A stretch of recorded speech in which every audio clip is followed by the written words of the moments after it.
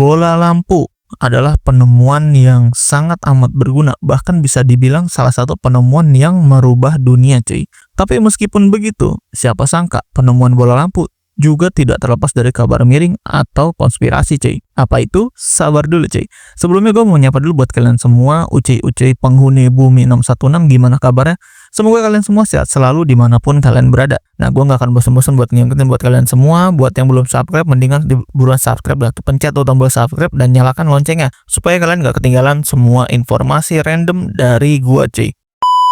Oke, seperti yang tadi gue akan membahas sesuatu yang sangat amat luar biasa dari sudut pandang gue tentunya. Tidak pakai lama-lama lagi, silahkan kalian siapkan kopinya. Langsung kita mulai pembahasannya.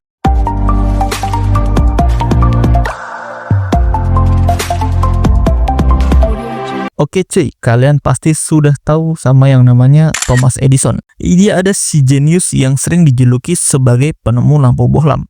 Tapi tunggu dulu nih, ada teori konspirasi yang bilang kalau dia bukan penemu asli. Jadi, siapa dong penemu aslinya? Oke, kita bedah satu-satu. Sebelum Edison, ide bohlam listrik itu udah jadi mimpi banyak ilmuwan. Nah, di tahun sekitar 1800-an, Humphrey Davy menciptakan lampu listrik pertama pakai kawat platinum. Tapi sayangnya, lampu ini boros banget dan cuma nyala sebentar.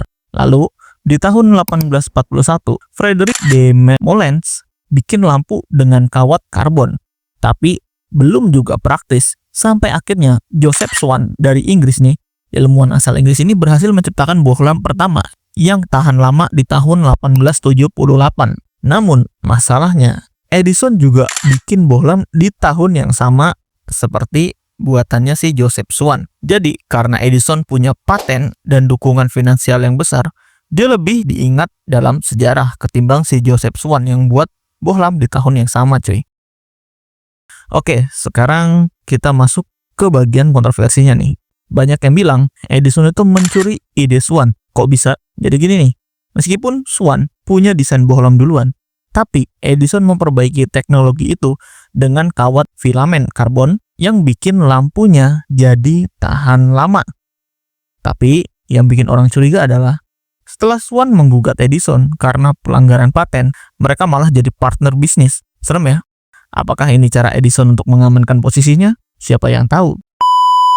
Nah, bukti ini juga didukung bahwa Edison juga terkenal sebagai orang yang mempekerjakan banyak ilmuwan di dalam labnya. Jadi, ada kemungkinan beberapa ide yang dia patenkan atas nama Edison sendiri itu sebenarnya hasil kerja tim yang dia bentuk. Meskipun akhirnya dianggap kontroversial, Edison tetap dianggap penemu bohlam lampu sampai saat ini karena dia adalah orang yang sukses memasarkan teknologi itu secara massal. Dia nggak cuma mikirin cara bikin bohlamnya, tapi juga menciptakan sistem listrik untuk menyalakan lampu di rumah-rumah. Nah, kalau kita lihat sejarah nih, kadang yang terkenal bukan justru yang pertama, justru yang paling pintar memanfaatkan peluang, cuy. Atau bisa dibilang ya, yang sering terkenal itu adalah ilmuwan yang merangkap jadi bisnismen lah. Lalu cuy, apa sih pelajaran yang bisa kita ambil dari kontroversi si bohlam lampunya Thomas Alva Edison ini? Jadi yang pertama, inovasi itu nggak akan datang dari satu orang cuy. Perlu kolaborasi dan pengembangan ide yang sangat amat luar biasa penting cuy.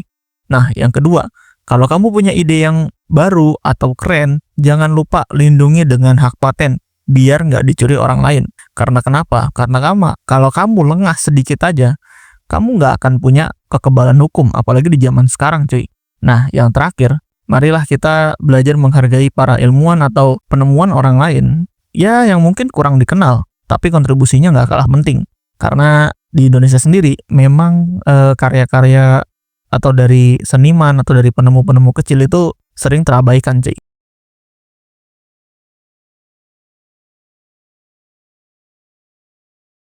Oke, segitu dulu pembahasan gue mengenai kontroversi bohlam lampu penemuan Thomas Alva Edison yang katanya mencontek dari ilmuwan-ilmuwan sebelumnya. Nah, jadi menurut kalian, apakah Edison ini benar-benar jenius atau hanya sekedar oportunis, cuy? Coba tulis pendapat kalian di kolom komentar ya. Dan jangan lupa jika kalian suka dengan pembahasan gue seperti ini, tinggalkan jejak kalian dengan klik like, share, dan tentunya subscribe supaya kalian nanti tidak ketinggalan konten-konten gue selanjutnya. Oke, gue sudahi dulu video gue untuk kali ini. Sampai jumpa di video gue selanjutnya. Bye-bye.